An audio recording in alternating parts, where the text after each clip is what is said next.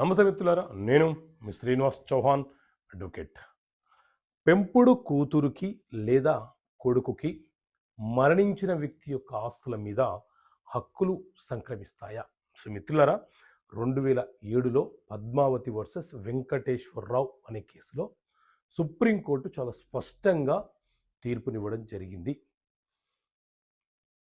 తనని పెంచుకున్నటువంటి తల్లి యొక్క ఆస్తుల మీద తనకే హక్కులు వస్తాయని చెప్పి పెంపుడు కూతురు ఎవరైతే ఉన్నారో ఆవిడ హక్కులను కోరుతూ న్యాయస్థానంలో దావా దాఖలు చేసింది.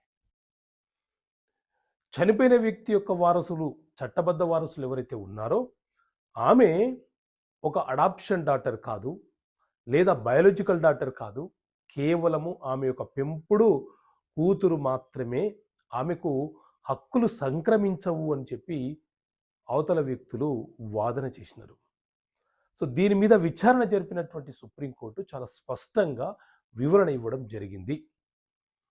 బయాలజికల్గా ఒక తండ్రికి జన్మించినటువంటి కొడుకులు కూతులు ఎవరైతే ఉన్నారో వాళ్లకు ఆ తండ్రి యొక్క ఆస్తుల మీద చట్టబద్ధంగా హక్కులు సంక్రమిస్తాయి.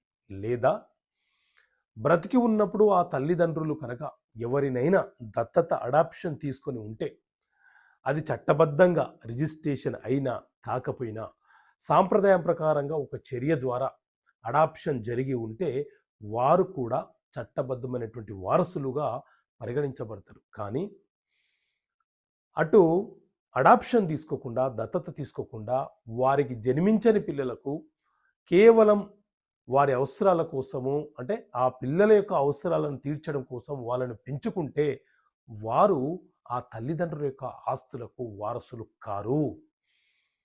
సో పెంపుడు పిల్లలు ఎవరైతే ఉన్నారో వాళ్ళు ఆ తల్లిదండ్రులు ఎవరైతే ఉన్నారో, అంటే పెంచిన తల్లిదండ్రులు ఎవరైతే ఉన్నారో వారి ఆస్తిలో వాటా కోరే హక్కు ఈ పిల్లలకు ఉండదు అని చెప్పి చాలా స్పష్టంగా సుప్రీంకోర్టు తీర్పునివ్వడం జరిగింది. సో ఇలాంటి కీలకమైనటువంటి తీర్పుల కాపీ మీకు అందించాలి, మీకు వివరణ ఇవ్వాలి, మీకు తెలియపరచాలి, మనకు అర్థమయ్యే భాషలో తెలియపరచాలనే ఉద్దేశంతో ప్రతి నెల మీకు ఒక చిన్న సింపుల్ మ్యాగజైన్ రూపంలో తీసుకొచ్చే ప్రయత్నం చేస్తున్నాము. సో ఆ మ్యాగజైన్ మీకు కావాలనుకుంటే 12 నెలల కాలానికి మీరు సభ్యత్వం తీసుకోండి. ప్రతి నెల మీ ఇంటికి పోస్ట్ ద్వారా చేరుతుంది. కావాలనుకుంటే ఇక్కడ కనిపిస్తున్న నెంబర్ కాల్ చేసి మీరు సభ్యత్వం తీసుకోవచ్చు. ఓకే మిత్రులారా, థ్యాంక్ యూ. జై హింద్.